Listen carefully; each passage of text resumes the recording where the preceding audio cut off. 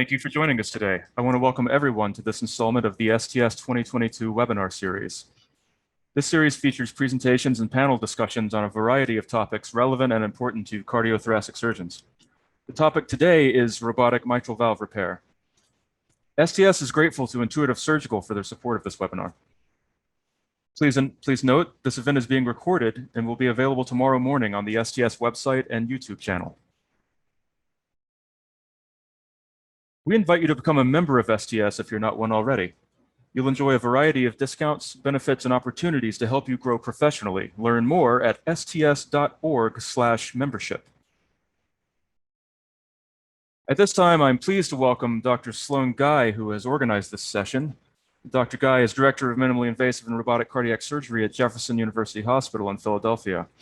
Dr. Guy, welcome. I will now turn it over to you.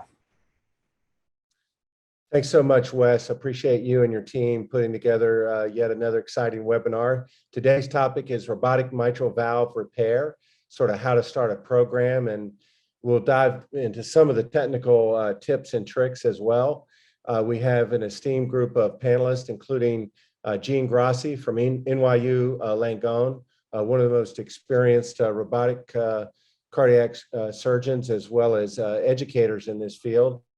Arnar Geirsson from Yale University, who's recently started an incredibly successful program there, as well as Danny Ramzy, who is at the University of Texas, Houston, Memorial Hermann Medical Center. We were going to have Dr. Karen Gersh from Trident Medical Center in Charleston, South Carolina. Unfortunately, the fabled cath lab emergency came up, and she had to attend to that. But we've got a pretty good group here to have I think a robust discussion as we drill down on some of the important topics related to robotic mitral valve repair. So the first topic that I'm going to throw out for the group here is what do you guys think should be the necessary prerequisites to start a robotic mitral valve repair program for the surgeon, not only the surgeon, but the institution and the team and the organization. Gene, would you like to maybe lead that off for us? Certainly. And I think the first thing that we all have to say out loud is that you cannot expect that by starting a robotic mitral valve program, you are going to become a mitral valve repair surgeon. You have to have baseline experience, and then you can take it to the next level as you advance and go from what typically would have been a sternotomy or a right mini approach to a robotic, totally endoscopic approach. There's a lot of thought and a lot of discussion, and I think last December there was a paper that was put out that listed what people felt were and by the experts in the field, what were the minimum criteria of experience that people would need to have to start a program, and not just to start it, but to be successful. Arnar? Yeah, no, I think it's correct. You need to have, I think, you need to have a certain experience yourself, the surgeon, to be able to, first of all, you got to know how to repair the valve. I think the robot allows you to eventually become a better mitral valve surgeon, but you really need to understand how to repair the valve, because the robot doesn't teach you how to repair the valve. It facilitates certain aspects of the repair and the procedure itself. So I think it's very important. Don't fall into the thing, as the trap that you think can just, learn how to repair the valve with the robot. That's not going to happen. The other thing, I think it is important for a program to be successful. The hospital, the center you're at, needs to have a certain number of cases in order to be able to do this successfully.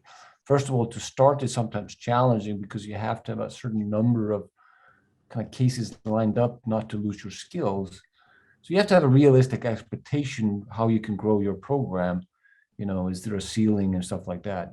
Obviously, eventually this typically leads to growth of a program, but it takes some time. So I think those are very important. Obviously, the other thing is, the hospital has to be committed to building the program and providing the training and the resources that's required to do that. That's both time, block access to the robot, and the nurses and stuff like that. So I think those are kind of important components that really has to be there in order before you start thinking about this. Wonderful. Well, I think one of the nice things about this particular group of commentators today is we've got, a great diversity of experience here. Two different folks have jumped onto the robotic bandwagon, so to speak, at different points. Danny, I'd be particularly interested in your point of view, having been at a robust program started by, I guess, Alfredo Trento at Cedars-Sinai, and now starting your own program in Texas. I would assume you have some very strong feelings about what it takes to do it. Yes, no, I think I will echo what was already said, but I would also like to add, it's not something you pick up. You go do one course and then you come back and start doing cases. It's something that requires a lot of training, and I think it's just not just surgeon training, but your team around you training and the institution training. So they need to realize that these cases, you need your time, you need your block, you need the robot availability, and you need commitment that you will get cases and commitment from your cardiologist. But in terms of picking up the robotic skill, you really need to be committed. You need to find a mentor, ideally a mentor that's also will be the same mentor will be your proctor. When I trained at Penn, I saw some robotic cases, but that didn't, and sat there a little bit, but that did not make me ready to do cases. So at Cedars, since there was a program with an established surgeon there, so I had the built-in team and a built-in proctor and mentor. Now in a new center, I have to be now the proctor and mentor to the team around me. So it's a different perspective.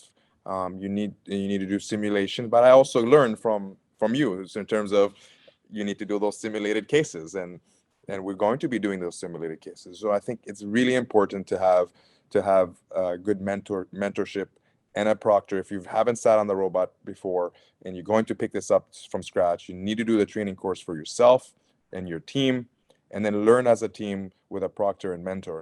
And I think until you've reached about 50 cases, you shouldn't be relaxed on continuing learning.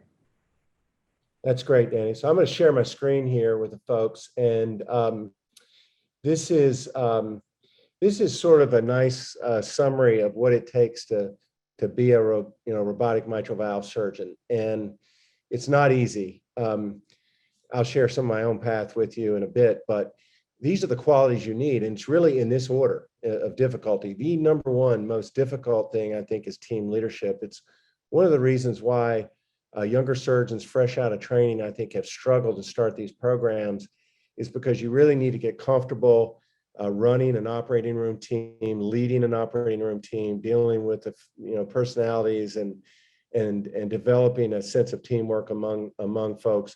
That can be difficult to do when you first come out of training. I've been out of training quite a bit, and I'm still learning how to do that. And I definitely believe that's the most difficult. You need to know advanced circulatory management. That's a phrase I got from Joe Baveri, who trained me, where basically, you're doing a lot of peripheral cannulation, whether you're using the endo-balloon or the Chitwood clamp or what have you. It's not your standard chest cannulation.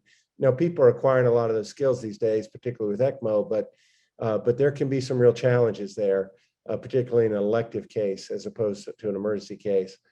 You need to know how to repair the mitral valve. And it's funny, I came out of training thinking that mitral valve repair was the easiest thing we did until I faced my first mitral valve repair. And it was a fibroelastic valve with a real deficiency of tissue, prolapse P2. So I cut that thing out in a quadrangular section, just as I was trained to do, dutifully put in my annular plication stitch and a ring. And of course, there was very little leaflet left posteriorly, so the thing didn't work. And that was the beginning of my humility when it came to mitral valve repair and how difficult it can be. And there's still valves that humble me, years later. What you don't want to do is learn how to repair the mitral valve when you're at the console of the robot. You really need to have some experience in non-robotic mitral valve repair first. You need to know how to use the surgical robot. One of the most impressive efforts that I've seen recently was Joe Durrani, Mayo Clinic, when he took over the robotic mitral program there. He told me he spent night after night, after long days in the operating room, he would go to the simulator and practice on the simulator until he got proficient at it. And a lot of folks want to skip that process and just sort of wing it and go to the OR and do it. That's not going to be very successful for you. And then administrative skills. These robotic cases require a lot of tools and widgets that are expensive. You need to be able to identify those and to work with your colleagues in the operating room. You can't just say, well, I want that thing. You need to know the catalog number and so forth. And certainly those of us that are experienced can help you do that, but you have to have a certain amount of administrative skills to do it. The next thing, and this slide actually, believe it or not, is getting dated because a lot of the younger folks have not even watched the movie The Godfather, which is unfortunate. I guess I'm going to have to come up with something newer. But in the movie The Godfather, the heads of the 5 crime families in New York got together and made decisions. And in our business, we all knew, every surgeon knows who they are. Their administration, anesthesia, nursing, perfusion, and surgery. And the thing to know about them is that any one of these can really kill your program at any time, and you need their support, their true support, in order to start a program. I think probably the hardest thing for surgeons to swallow is when they don't have the volume to start a program. And this paper that Gene mentioned, which was put together by Vinay Badwar at West Virginia, was really quite good in looking at maybe what are some of the numbers you should have. But I think it's fair to say you need to be doing at least a minimum of 25 mitral surgeries per year, ideally 50. And ideally you would be in a practice that's cohesive, where your partners would agree, well, okay, we'll funnel the mitral valves towards you to get that volume. Doug Murphy, who trained me, that's what his partners did. He was in private practice at the time. They made a decision as a group to funnel most of the mitrals to Doug for a period of time. And that's how he was able to launch his program. But, listen, I'm like some of you in the audience, I've been out there where I was at the VA San Francisco and they were doing about 5 mitrals a year. And I wanted to start a program. And let me tell you, it was difficult. And ultimately, I decided that mitrals were probably not the way to go at that institution. But so we did mostly robotic midcaps, IMA, Harvest, and then a limited LAD thoracotomy, because that was doable in that institution. So any final comments, guys, or afterthoughts? Yeah, maybe. I think one of the things, if you want to commit to this, I think you want to be really want to do it. Okay, don't venture into this until you're really interested in it. You want to be successful at this, because you kind of can't do it half-assed. You really have to do it full force in, really try to really push yourself a little bit in your team to move forward. Otherwise, because there's going to be some challenges, some bumps in the roads, no doubt. Right. So I think one of the next topic will lead us there nicely as a follow-up to what you just said, Arnar, which is how do people get trained? That's one of the most common questions I get. And I was the one asking this question in, 2001. I'm very interested in this robotics thing. How do I get trained? Is there a course? Is there something, what do I do? I have no idea how to get trained. So why don't we start off by having each of the panelists tell exactly how you were trained, and then we'll circle back and talk about what some of the more recent training options and ideas might be. So Arnar, how did you get trained? Yeah, so we decided kind of after a fair amount of thought to set up the program, and I have there's a surgical PA that I teamed up with, who's been in my first assistant, Michael Lalonde, really been instrumental in setting the program up. We teamed up with Pete Carnegie, and I think that he really set up a really nice program. We actually, before we kind of started, we kind of circled around. We went and visited Sloane. We went using Eugene Grossi and Didier Lemay at NYU, and kind of I picked what we wanted to do, and then we kind of committed to, and that was with Pete Carnegie, and then went to West Virginia to see Vinny Badwar. Took the whole team there and did a cadaver lab and a simulation. That was and then we did it. During the whole time we did a lot of kind of us, dry lab and wet lab training at our sites at a little simulation lab. Wonderful. And you mentioned Pete Carnegie. I don't mind giving him an endorsement. He runs a company called MIS Solutions. Pete used to work with Intuitive Surgical, but I have to say that Pete offers his services to hospitals and to surgeons to sort of help them launch programs. He launched one today out in California successfully, which is wonderful. And programs where Pete is involved tend to be successful almost uniformly. And I've known Pete a long time. He's a good partner to have. It's hard to talk your administration into hiring a firm to help you. It's sort of a consulting firm, if you will, but it's endorsed by Intuitive and certainly by us as individuals. And if your administration's really committed to you, if you really have the support of those 5 families, they got to pony up and make the investment in it. And I would add to that the mechanisms of scholarships in this offered by our professional societies, both of them, their guidelines state that the administrator has to commit to creating this critical mass of resources that you, as the surgeon team leader, need in one of putting your team together, having your team function. And we've made the guidelines so onerous for an administrator. I don't think it's possible for an administrator to honestly sign that document saying that they can do that, because they're not professionally equipped to do that. How are they going to set up a cadaver lab? How are they going to do this? How are they going to do that? Yes, they can do things like guarantee your block time is morning block time, right? You don't want to, be somebody's being dumped, 7 p.m. in the evening time for your first robot case. And I think going to a successful commercial preparation organization is a way of, I don't want to say the word guaranteeing, but it's a home run. It's a home run. I think the other thing is that everybody has to know is Intuitive does not train people to do robotic valve surgery. They're not in that business. They state that they will not provide that support. They will provide access to simulation systems, but not for this endeavor. They've tried that in the past and that's failed for them.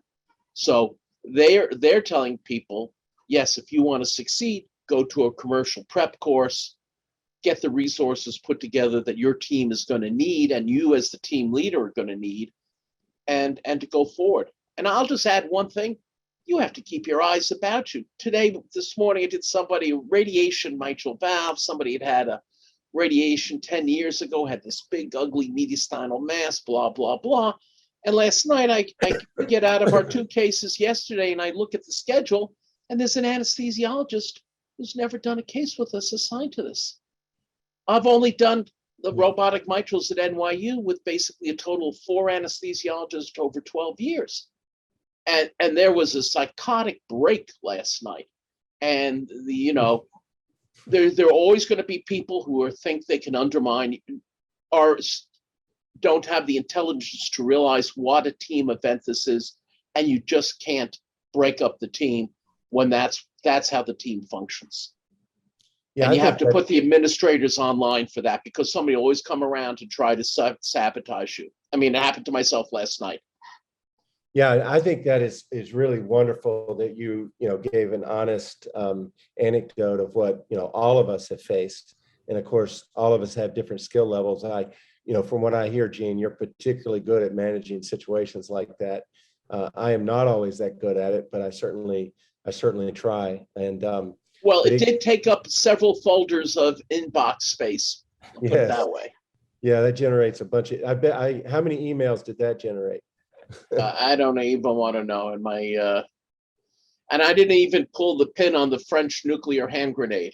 Yeah. So, well, that was my element of last resort. I think that's one thing, that's very, very difficult for the younger surgeon, Gene. You're a full professor of surgery, one of the most respected surgeons in the United States. You obviously been at NYU for quite a while. That and a Metro card will get you on the subway in New York, okay? Yeah, I could speak from experience, that's true. On the other hand, you probably have a little bit more ability to push those ideas than, say, a young person fresh out of training, or someone where the chief of the service wants a robotic program but doesn't really support it, or anesthesia doesn't support it. And we've all seen that. But our ability to get folks on board and to convince them, you almost have to be a politician to Right. get people convinced that this is good for them, good for the program, good for the patients. And you have to be a salesperson. Right. And then, and then when you have someone in your room that is not qualified or is not a team player, you have to do whatever it takes to get them out of that room, because it can be very damaging. But for the young person, I think looking at the guidelines that the societies who will provide support for this are signing off on, they require the administrator to sign off on elements like that. They're very specific that, double dealing like that can't be happening. They can't put you in a room at, 7 o'clock at night, all those kinds of things. So Danny, you mentioned some of your background. You also trained at Penn and did some modest amount of robotic observations there. And then I guess with Trento, can you dive a little deeper into what you did to prepare yourself to do independent robotic mitral valve repair? My situation was a little bit unique. So I was fortunate to go to a center that already had done some robotic mitral surgery.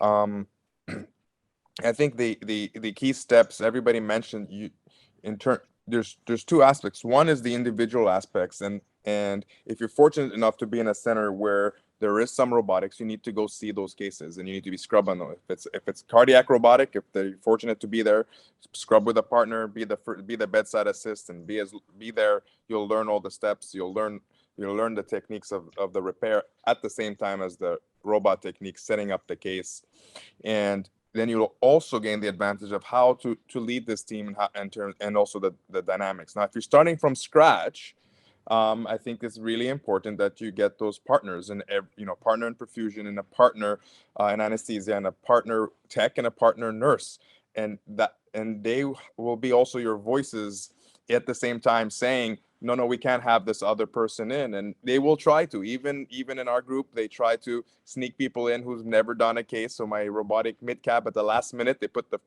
first year anesthesiologist that they just hired a month earlier for my robotic mid-cab.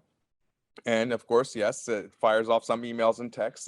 And for the younger colleagues who can't just go say, we can't do the case this way, one of the strategies that work is not to say, I don't want this person in the room, is to say, the strategy is that person could be in the room, but I need the senior person that I'm doing the mid-cabs with there the whole case to train them until they're ready to do this on their own. And usually that solves the problem when you're a more junior person. Trento just said would easily just say no, and they would switch. But I think you need to use this as opportunities to sort of build bridges when you're on a younger side. So that's what I did when I wanted to build the robotic mid-cab side. I know it's not the mitral side, but that's what I did in terms of being able to keep the team consistent. Is anytime there was a push to try to sabotage or to change, is to call the senior leadership, either anesthesia or nursing or tech, say, listen, I'm not saying this person can't be there. I'm just saying this person can't be doing the case solo. There needs to be supervision. The person needs to be there so we could do this case safely, and it's fair for the person that you threw in there, plus fair to the patient and to the team.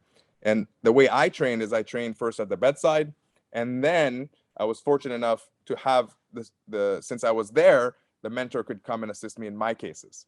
So I had that experience where, and that's one thing, it's easier if it's two surgeons, and that's how it is in New York, how it is at Penn. Not everywhere is that way. And that's how it was, at Cedars, and that's how it's going to be also in Texas right now. But I'm going to transition to first assist, something similar to what you're doing. So that's going to be a learning experience for me. Yes. And Gene, you were, one of the earlier adopters, and, NYU, of course, had a, very distinguished history with Colvin of being one of the pioneering places in minimally invasive port access mitral valve surgery, use of the endo-balloon, et cetera. So this was the next logical step. But how did you guys go about going from port access to robotics? And I know you've written a paper on it, which was very nice. We did it very seriously. And by that, I mean, we went and we visited and spent time with Doug, who at that time was probably doing the operation that I wanted to do, sort of step back. And, you know, we had done, you know, Zeus mitrals back in the late 1990s, and it really didn't add that much with the technology that was there. And when Didier joined the faculty, we sort of looked at each other over for a while and decided we could do a good job leveraging on that experience, but no shortcuts. We went and we spent a couple days observing with Doug. And basically, just like any new operation, you do it exactly the way you watch it be done and succeed. You do, you know, 30, 40, 50 of them, and then you start tweaking it and making it your own. Obviously, having a right mini thoracotomy experience is a real comfort zone because you can always transition to that. That's if you're unhappy with the totally endoscopic approach, you make it a mini thoracotomy. You have that transition there in case you feel uncomfortable. It's one of the back out stages and have that decline. But there was a lot of work and a lot of simulation work working together. You know, working with another surgeon all the time is not the easiest thing in the world. My father was a general surgeon, and we could never work together on projects. It'd be wind up fisticuffs. So the fact that we haven't had maybe one closed fisticuffs in the OR in 12 years, I think that's a good statement. But it required training and practice to do that. So there's no shortcut in that. Even we spent a lot of time training in wet lab to get it done. That's wonderful. And I actually remember, and I'll talk about my own experience. I remember I was with Murphy when you guys came down, and, you know, was really impressed. And, you know, we always knew when I was with Doug, we always knew who would succeed and who didn't. The ones that would succeed were the ones that brought their entire team for the case observation. The ones that it was just the surgeon, you know, unless it was just an exploratory sort of thing, Right. Were largely not as successful. My own pathway was, you know, sort of bizarre. Joe Bavera talks about it being almost climbing up Mount Everest, and it does feel that way at times. But basically, when the robotic system first started coming out around 2002, we got it at Penn, and Joe Wu, who was a couple of years ahead of me in training, was a new attending doing robotics. I'm a gadget guy. I got very interested in it. Of course, I asked the rep from Intuitive, could someone help me? There really was no course available. And I think Joe and I did about 20 cases. I was not that impressed with robotics at the time. We were doing fairly big thoracotomies. We were only doing portions of the case with the robot. I honestly did not think it had much value. And so I sort of, in my mind, discarded it and went on to become, you know, transplant aortic man or whatever. And then I had a pretty lengthy military obligation and found myself fulfilling a good part of that at the San Francisco VA. And I kind of got boxed out of transplant and aortic surgery by various, you know, powerful factions. And the urologist bought a robot, and I said, well, can I do this? And I went to a course that Murphy taught, as well as J. Michael Smith in Cincinnati. Alfredo Trento was there, and they taught a course, and Lee Seawick in Spokane. They taught a course in how to do completely endoscopic robotic mitral. And I said, you know, this may have value. So I started a program at the VA by going with my team for case observations.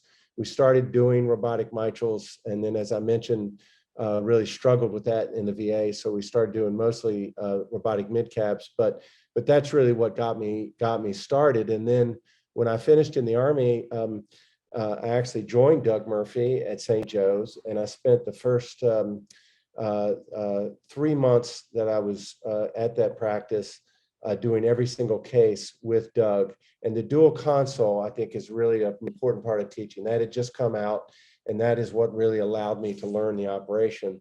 And since then, I'm somewhat embarrassed to say I've started 3 successful robotic cardiac surgical programs. So I've learned a lot of lessons, and I'm still learning, quite frankly.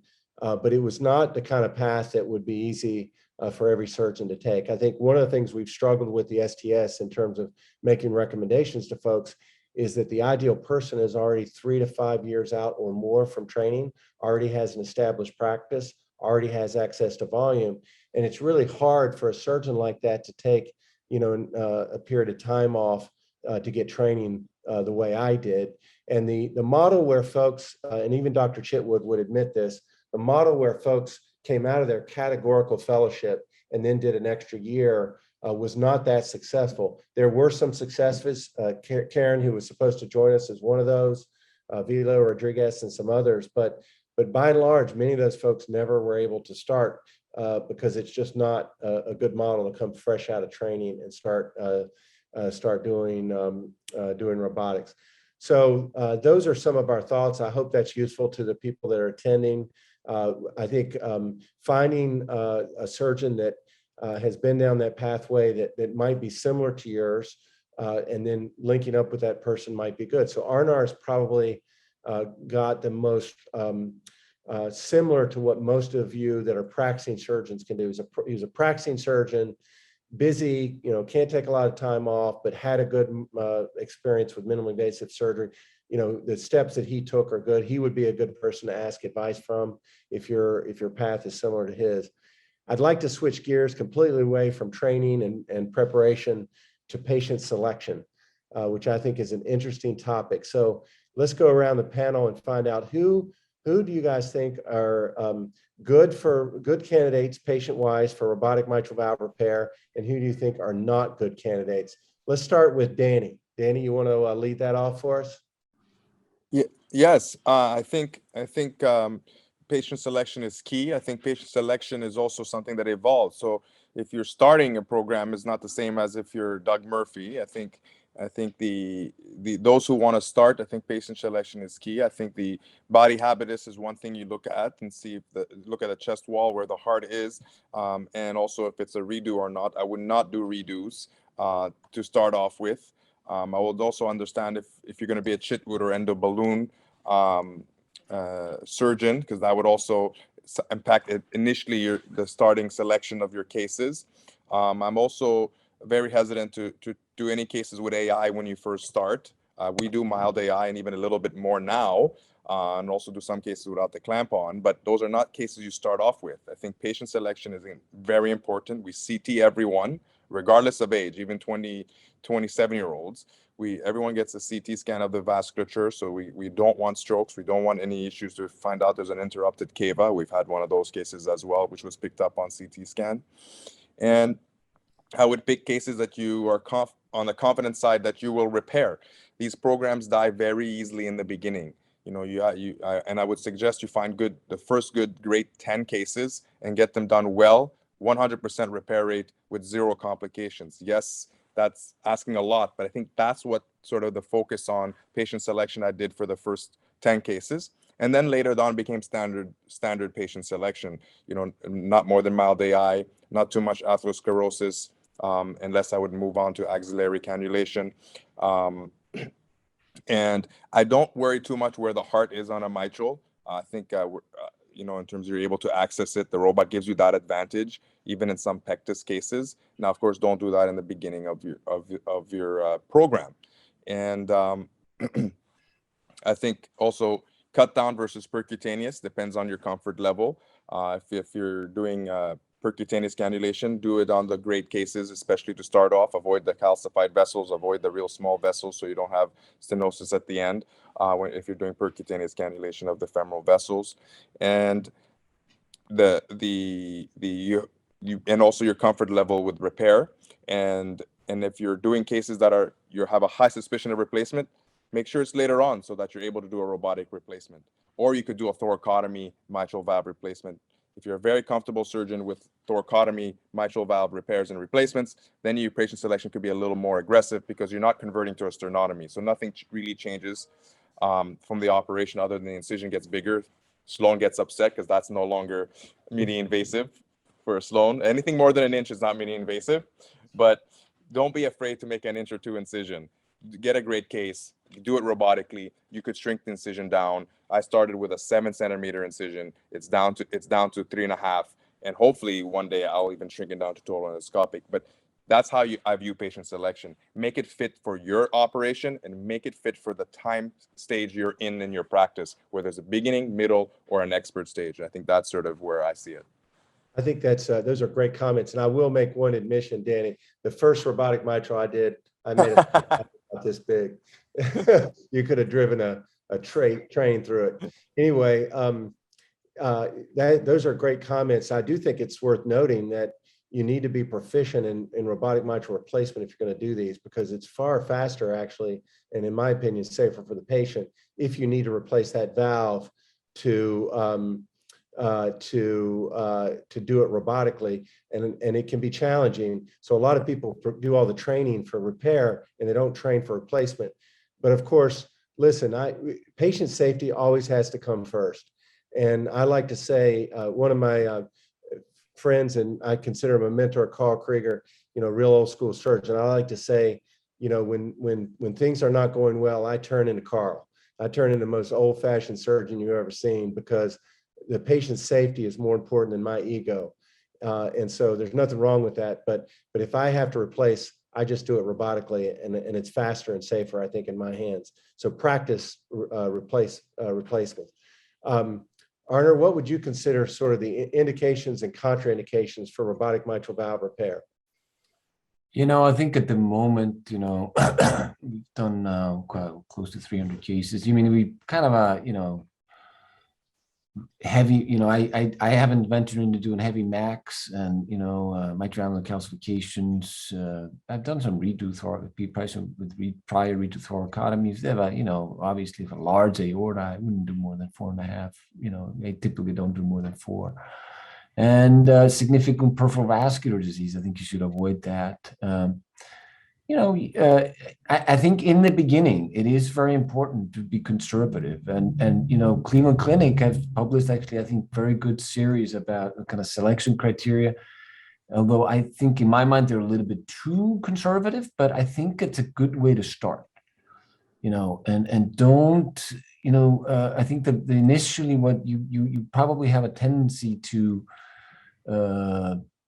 try to do, maybe, let's get this case, a great surgical candidate, and, for robotic, and then, but very complex repair, So don't do that as your second or third case, just because the body happens. So just try to be conservative in the beginning, but once you get the experience and once you get good at it, I think you can restrict, and there are eventually not many true, absolute contraindications to robotic cardiac surgery. I think that's well stated. I think one of the biggest misunderstanding about robotics from the uninformed is that it's only for, simple P2 prolapse lung patient. That's certainly what you should start out with, but most of us would not have a very robust program outside of Cleveland Clinic or Mayo if that's all we did. And so you do need to learn to do the more complex pathologies. If I'm doing a Barlow's valve robotically, that's a chip shot day for me. That's an easy case. If I'm doing it open, I'm a little more nervous because frankly, it's not as easy open. Gene, do you have any comments on indications and contraindications? Well, no, I think just to expand upon what Arnar said and Danny said, body habit is to me, because I think that's number one.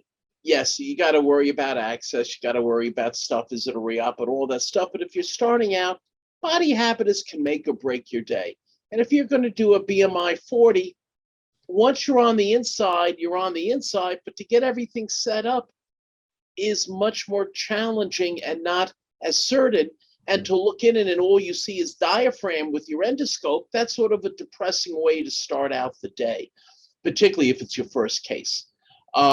So I think body habit plays a real, in addition to the disease being a more simpler repair, that you feel confident of your technique, whatever it is going to be for an isolated P2, that body habit would play for me. The other thing, body habits includes avoiding breast implants, those also up the ante to a fair amount of degree, where we're now juggling where our ports are because we're dancing around a ruptured implant. So those kinds of things. But I think it's well said. You just want to keep it simple and show that you can succeed, and then branch out. And I think Arnar will tell you that any of us are happy if somebody's got a good number of cases under the belt and they want to talk about something that's a little bit more complex. All of us are happy to discuss what our particular approach or variation would be to deal with that complexity. True, Arnar? Yep, no, that's true. I have a question for you. I have a question for Arnar. Wait a second. Yeah. One of the things that I didn't get from you, I didn't hear from you, when you were preparing yourself and your team, what was your favorite practice model to use for the team? No, that's it. Yeah, I mean, I have to say we went, kind of on to visit a few places, and we went to NYU and we saw yourself and Didier, right. And I like the way that you guys said it. So we still do a lot of stuff very similar to how you do it. No. I meant when you were practicing before your first clinical stuff. What model? Not. Oh yeah, that kind of stuff. What practice model? Yeah. Because these are people who are starting out. So how are they going to practice? So we had the lifelike mitral valve, that we had together, and we practiced with that to Gotcha. put sutures in. And it's very important. Myself and Mike Lalonde, we decided how we're going to do the operation. We discussed it, and we did every single step the same. We still do it the same way. We kind of know exactly what we're going to do for all the basics, actually for most of the stuff. Variation is exactly how you repair the valve and that kind of stuff. But each at the end, the steps of the stuff is all decided beforehand. And I think that makes you, efficient in this preparation. And I would also argue that you don't talk during the case then. Yeah, because it's like dancing. You're just executing your cases. Yeah. With okay, now we're going to do this maneuver. Fine. It's all the same way you've done it, and you've practiced and practiced. Did you use the Chamberlain soft tissue chest wall? No, we did not. We did have like this chest model that has kind of a ribs, but it wasn't a true Chamberlain. Gotcha. Yeah, so I just threw this up here since you mentioned the choreography. One of the main reasons to do simulated cases as a team, okay, is to get the choreography down. So what I tell my team is this is sort of like putting on a Broadway show. And so everyone has to have a play sheet and go off that play sheet. This was a sort of adapted from Doug Murphy, who was my mentor. And one of the things that Doug was so good at teaching me was how to absolutely choreograph every step. So everything we do is pretty much the same way for every case. So I barely even have to speak to my nurses. They know exactly when to do, X, Y, and Z. Another reason to have a dedicated team. And, so you want to go over these steps. When you do your simulated cases, you want to do sort of an after action review or a debrief at the end of those simulations to go through, what was done well, what could you improve, what are the next steps, et cetera. But it's really about choreography. And this would be very familiar to, say, someone starting a TAVR program or whatnot, and these having these steps in mind. This is not something where you just wing it, to say the least. So I'll just give you sort of a rundown of what I think a good way to start is the relative contraindications. And I use relative in the same spirit that Arnar mentioned, that there really are no absolute contraindications. And I've done every one of these, but these are the things to consider not doing, okay? One would be a high-risk patient. So a typical thing that happens with a new program is the cardiologist comes up and says, hey, Sloane, I have this great case. It's a 90-year-old on dialysis with, liver that is not the patient you want to do. So avoid high-risk cases. If you're not a candidate for sternotomy, you're not a candidate for robotics, and really you should be a lower risk patient, certainly in the beginning. So that's one. A second one would be severe peripheral vascular disease. If you're going to have trouble cannulating. Now, if I have severely calcified femorals, I may cannulate the axillary artery. If I have small femorals, I may do both femoral arteries. So there's ways around it, but in general, you want to start with patients that have femoral arteries, 7.5 millimeters or larger, and in absence of peripheral vascular disease. Okay, so that would be another relative contraindication. If they've had a right thoracotomy and a pleurodesis, you might want to avoid that. I am amazed at the number of patients that have had thoracotomies that I get in there, and the adhesions are not that bad, but it's something to avoid if you can. Sometimes you'll get in there and you'll find the right chest is densely adhesed, and even at this stage, if the adhesions are dense, I just turn it into a regular case and do a sternotomy. I don't think it helps the patient a lot if you've got to do an extensive dissection. You can do some of those. A severe mitral annular calcification is something to watch out for. Now, there's a lot of pro tricks. You can put a TAVR device in those. You can do like Didier and Eugene have published nicely on. You can actually remove the calcium and do a formal AV groove repair. But those are advanced maneuvers that even some of us would be humbled to avoid. I just did an open mitral this week because they had severe MAC, high risk case, obese, etc. And so we did it open, and even open it was hard to do. So the severe MAC. Another would be an ascending aortic aneurysm greater than 40 millimeters. I've done up to 46, but probably should avoid that. Or if there's a need to do concomitant things that cannot be done with the robot. Now, you can do a maze, you can do an ASD closure, you can do sort of anything that's in the left atrium, obviously, left atrial appendage closure, et cetera. But if you've got to start doing a cabbage, sure. Can you do a combined cabbage mitral? Yeah, but that's sort of reportable and probably not for prime time. So if you've got to do other stuff, maybe skip it. Now, occasionally isolated coronary disease will either stent or treat medically and do it robotically, but again, not the best case to start out with. I think that summarizes the contraindications. The team at Cleveland Clinic, Mark Gillenoff, did publish a very nice paper on the conservative guidelines. Now, we're not as conservative as that.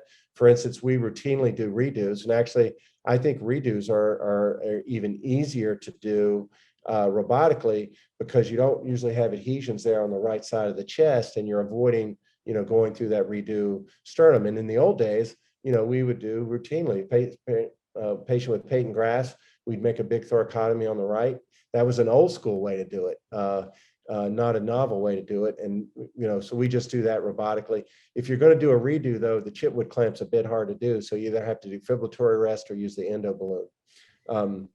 So I think that's a pretty good discussion of indications and contraindications. Of course, you want to be conservative early on and find those best cases. The next topic I'd like to introduce to the team here is some of the bigger technical options. So I'll just sort of list them out. There's Chitwood clamp versus endo-balloon. Of course, I guess most of the folks on here are endo-balloon advocates. I think Danny, are you Chitwood or endo-balloon? I forgot. You're muted.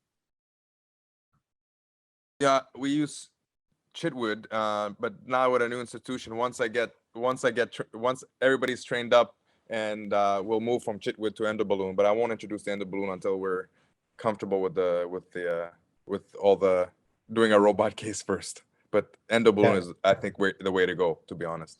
I like the endo-balloon because it simplifies everything to gets all the cannulation out of the chest. You can just focus on the mitral. There's no hole in the aorta. I've had that thing bleed a couple times. Yep. That's a nightmare. On the other hand, the endo-balloon was on recall for a year, and we were able to do that endoscopically just fine. So it can be done. The Chitwood clamp is easier for most teams to start out with because it looks, smells, and feels like a regular open heart case. It's a little less stressful on the team. And the endo-balloon, I think one thing we do need to work on is better educational pathways for the endo-balloon. It is not difficult to master, but you do have to have someone to teach you how to use it. It's not a mystical thing. There are rules and guidelines, and so go find someone who uses the endo-balloon. Now, there's always a debate. Do you want to introduce the endo-balloon plus the robot at the same time? And there's a good argument to be made. Start with the Chitwood clamp, keep it simple, to antegrade cardioplegia, what you're used to, and then introduce the robot as the first variable. I did learn that in Dr. Edmonds' lab. We used to call it the one variable rule. We're only going to vary one thing during each procedure. And the minute you start varying 2 or 3 things, you got a problem. Just remember that for your first case, you are the variable. you are the biggest variable. But any thoughts, Gene, on endo-balloon versus Chitwood clamp? I use both liberally. I use both multiple times a week. For me, I use a clamp. I use a flexible clamp, which allows me to put it through my soft tissue retractor without having to make another hole. But it's something that you're always thinking about, particularly where your left arm is. And you have to have a needle hole in the aorta, which is sort of disgusting at the end of the case. That having been said, if the aorta is 40 millimeters or greater, it's probably easier to do that than to spend the day playing Where's Waldo, looking for the balloon or having it transverse, do travels on you. So I think I use it patient selected basically on the status of the aorta, and as Arnar pointed out, for reops, the balloon is the way to go. All you have to do is dissect enough off the front of the aorta so it lights up green if you use a Firefly. You know exactly where the balloon is, and that's a no-brainer. So Arnar, you and I were trained by the same guy initially on the endo-balloon, Clark Hargrove, and we both have talked about this. We sort of came away from it thinking, well, maybe we're not as smart as Clark. We can't do this, but somehow we stumbled through and learned how to use it. Do you have any thoughts on endo-balloon versus Chitwood clamp? All due respect to Dr. Chitwood, of course. We all have it on our back table for sure. Yeah, I think we do almost, I would, preferably use the endo-balloon. There are cases that I use Chitwood clamp. I think, you do need to get some cases underneath your belt, and, once you master the technique, I think there's no magic to it. There's some issue, some tips and ticks, some safety you have to be kind of pay attention to. We decided to go ahead starting a robotic program. We're doing a lot of femoral right thoracotomy. We switched at that time over to endo-balloon because I feel a little bit, I think, like you, Sloane. I think it makes the operation a little cleaner. There's less clutter in the field. It's a little purer, I think, a way to do it. But the kind of after we'd done about 50 or 60 cases, they pulled the endo-balloon off the market for a period of time. So we switched with the Chitwood. So we used that for a fair amount of time, I think 50 or 60 cases, and then switched back to endo-balloon. So, we use it, I think, as I said, prefer to use endo-balloon, but if there's any question or issues, use the Chitwood. Right.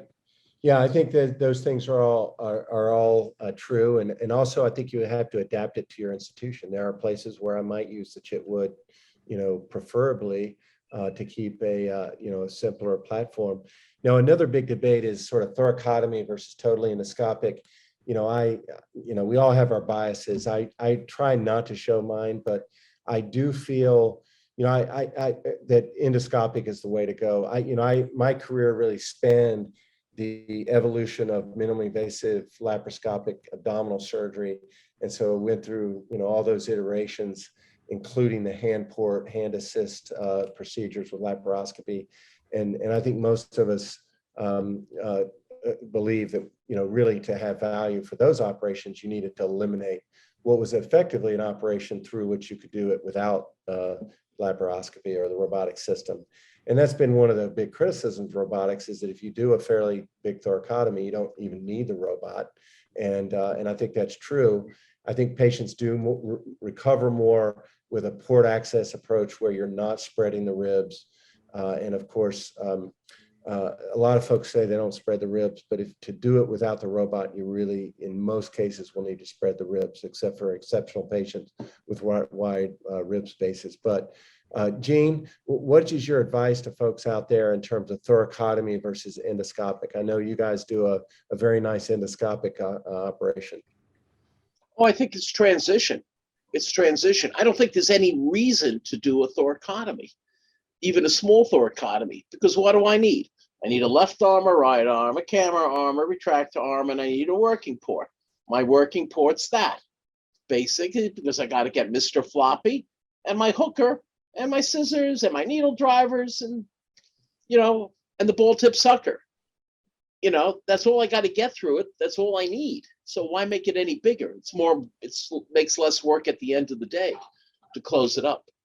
Yeah, I think that's true. And when we use the Chitwood clamp, what I do is, we percutaneously put the Chitwood clamp in. We just put a long Medtronic cardioplegia catheter directly into the AC aorta. And then when I'm done giving bleeds, we pull it out. Same thing. That's why the working port doesn't need to be that big. You don't need a thoracotomy. It'll go through, my working port's 8 millimeters, and it will go right through that. On the other hand, as I admitted right here live in this webinar, my first robotic mitral had a thoracotomy this big. I can show you pictures to prove it, because you do have to have a certain comfort level. But I think the goal should be endoscopic. And remember, one of the messages that I really try to push is my competition, me personally, it's not the people doing sternotomies or even thoracotomies.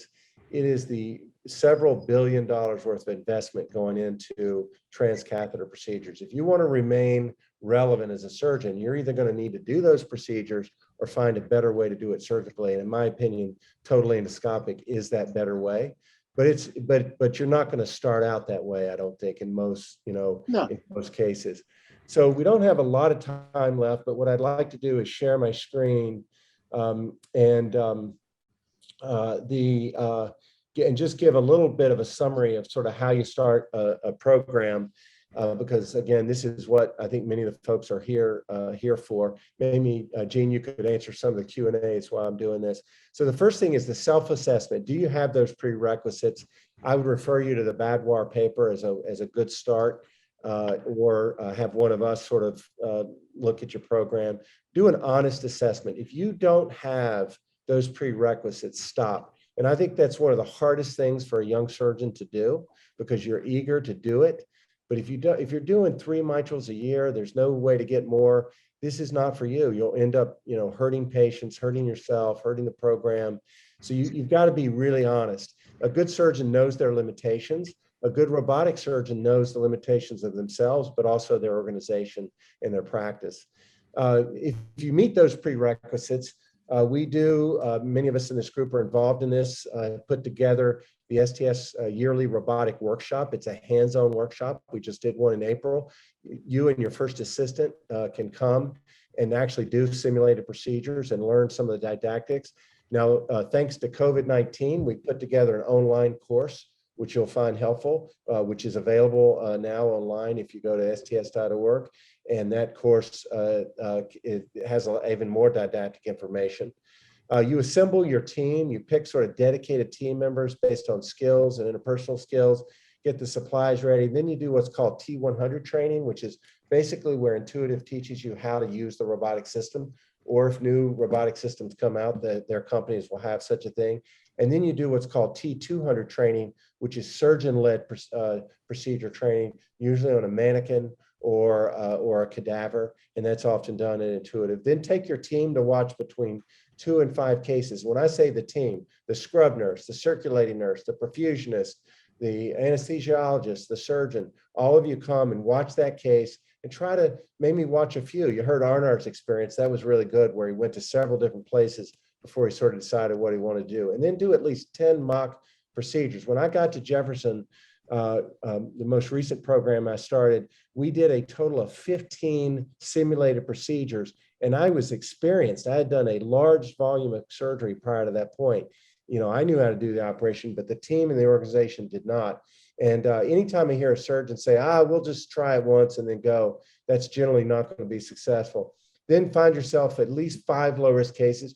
Just like when TAVR started, the companies required you to do that. Get a proctor to come, one of us to come and review those cases and help you with those cases. And Intuitive can help you do that. The STS can do that. And then, get 20 to 50 cases under your belt, track those results, and you'll have success.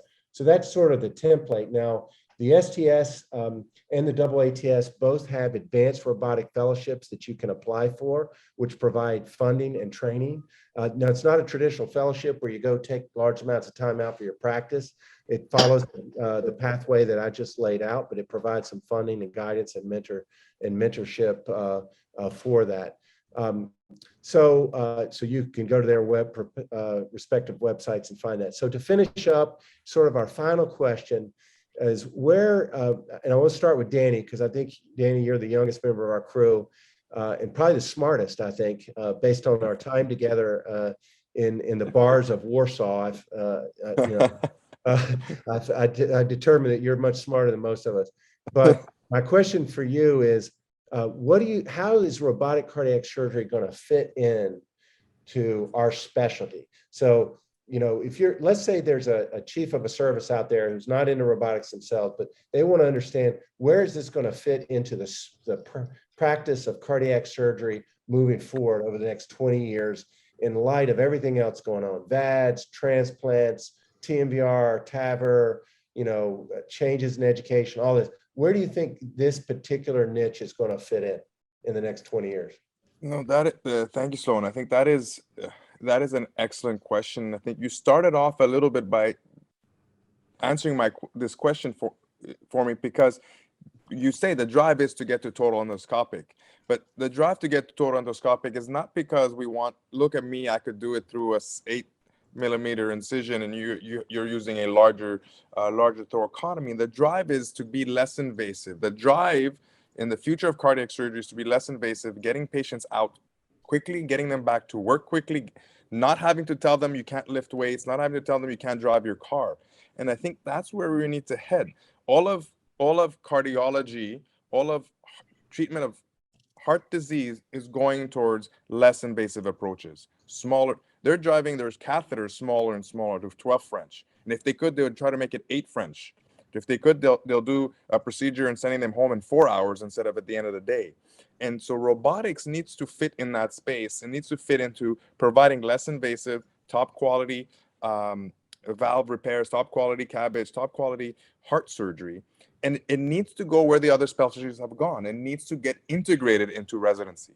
It needs to be a tool. It needs to be a METS. It needs to be a forceps. It needs to be something that is in our residency program, that we produce products at the end that are able to do heart surgery on the robotic platform. There are no other specialties that they go out and train later. You can't send a gynecologist now. You can't send a urologist, even a general surgeon out there from training and saying, well, I'm going to learn robotics at the end. And that's where it needs to go. And that's where it should be integrated in heart surgery. That's if we don't, I think we're going to lose the battle of treating heart disease. Yeah, Arnar, what are your thoughts? You've adopted this. You're an up-and-coming guy who's embraced new technology, and yet watching you embrace robotics has been honestly one of the most pleasurable things of my career. And I think it's very important. Your adoption and mastery of it has been important to our specialty. So what are your thoughts about where it's going to go in the next 20 years? No, I totally agree with Danny. I mean, I think it really needs to be incorporated into how we train our residents. I mean, as I said, maybe people are not quite ready just to take on and do it. It's similar to what most people don't come out of resident and start to be busy mitral valve surgeon. But you really need to be familiar with the technology, how it's really done. Because I agree. I mean, everything is going less invasive. We gotta go along with it. The technology is now there. I mean, I think when Dr. Grossi was starting, I mean, the technology wasn't there to really do it. I mean, now we have it. We have the technology to be able to do it. There are we can improve on some of the techniques, and some of the technology certainly improve, but we have it here now. We should be able to do this. And we have a busy valve clinic, and it's not uncommon, patients who are not considered to be a good mitral clip candidate, somebody who's 80 years old for some technical reason, and they say, well, I don't want to have a sternotomy, but I'm going to have a robotic operation because it's minimally invasive. So cardiac surgery needs to go less invasive. And I think this is a great way, to get there. Yeah, I'd say, I mean, again, we train at the same place. A lot of folks have gone for, the niche of aortic surgery, and that's great. Transplant, VAD surgery, general thoracic surgery, congenital surgery. This is definitely the road less walked on, but I think it's an important one for our specialty if we're going to remain relevant, because to compete with the catheters, we're going to have to do high quality repairs, that are durable, and we're going to need the patients to be able to recover quickly. I've really pushed early recovery and sort of the ERAS principles over the last few years, and have been able to get a lot of patients out the day after a robotic mitral valve surgery. I don't think that would be possible with sternotomy or even thoracotomy.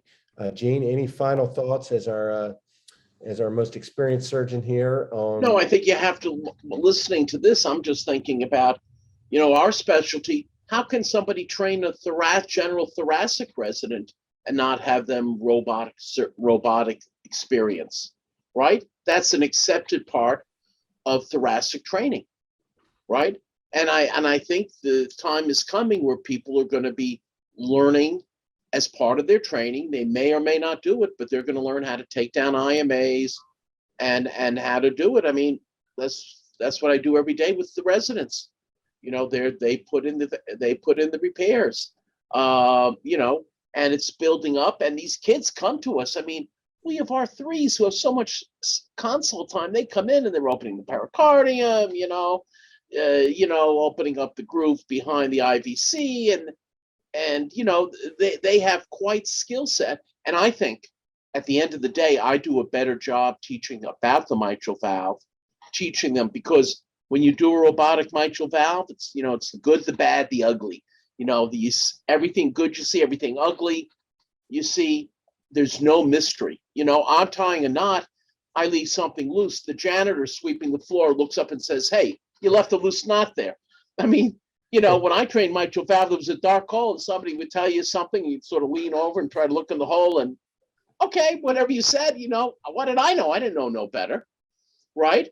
But now everything, and it allows them to understand the reconciliation between the pathophysiology seen on the echo and the fineness of the valve repair, not only from a leaflet perspective, but from a subvalvular perspective. And people who don't do robotic mitral valves don't understand that's one of the true advantages to the repair surgeon. You have such wonderful exposure of the subvalvular apparatus, you can understand what's going on a lot better. It's not just the leaflets, it's the subvalve, and you have access to all of that. It's like when before we did a lot of atrial fibrillation surgery. The atrium was the thing you put the sucker in to keep the mitral dry. Then we started doing, a lot of AFib surgery and sort of learned all the nuances of the left atrium.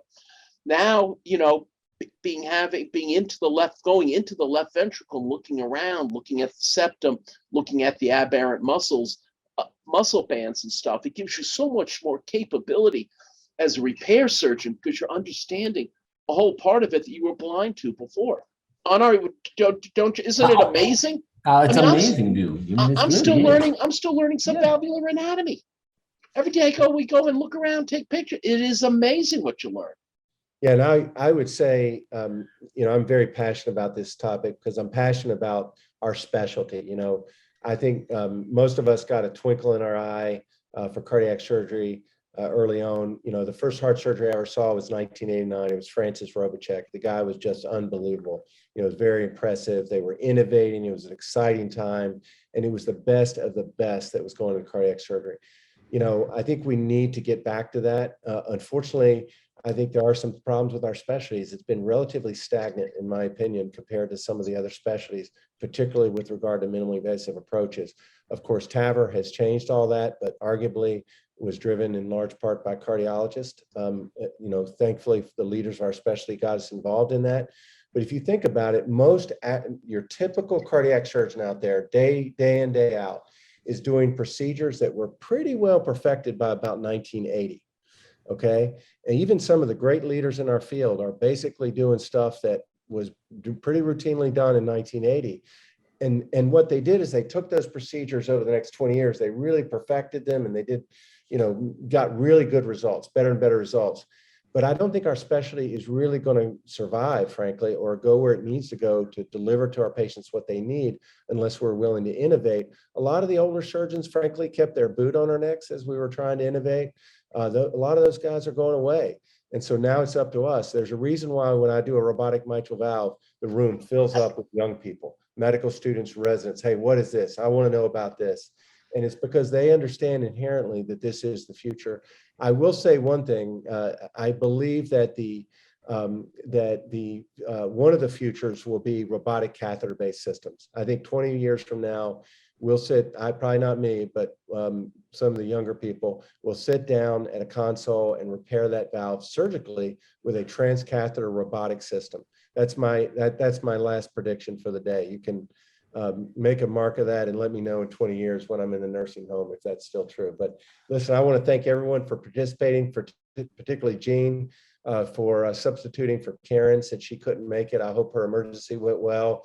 Danny and Arnar, it's really been a pleasure to have each of you. And I will point out, it's ironic that 3 of us all trained at Penn, which was sort of notoriously not really pro-robotic place, and yet we've all arrived at the same place. And I think there's a reason for that, because we were taught to move the field forward, and that's what we're doing. And I thank you for all your participation tonight. Thank you. And thank you, Wes. Thank you, Wes. Thanks. Thank you. Sincere thanks to all our panelists for your participation and insight tonight. Thanks. Are we? If anyone wants to learn more about robotic cardiac surgery, STS offers an online curriculum, which includes 6 sessions with video lectures, demonstrations, and panel discussions with the faculty and course directors. You can learn at your own pace while earning CME credit. For more, visit the online learning section at sts.org. STS is seeking submissions of abstracts, session proposals, and surgical videos for the 2023 STS annual meeting taking place January 21 to 23 in San Diego, California. All submissions are due by January 22nd. Learn more at sts.org/abstracts. Thank you all again, and good night. Thank you.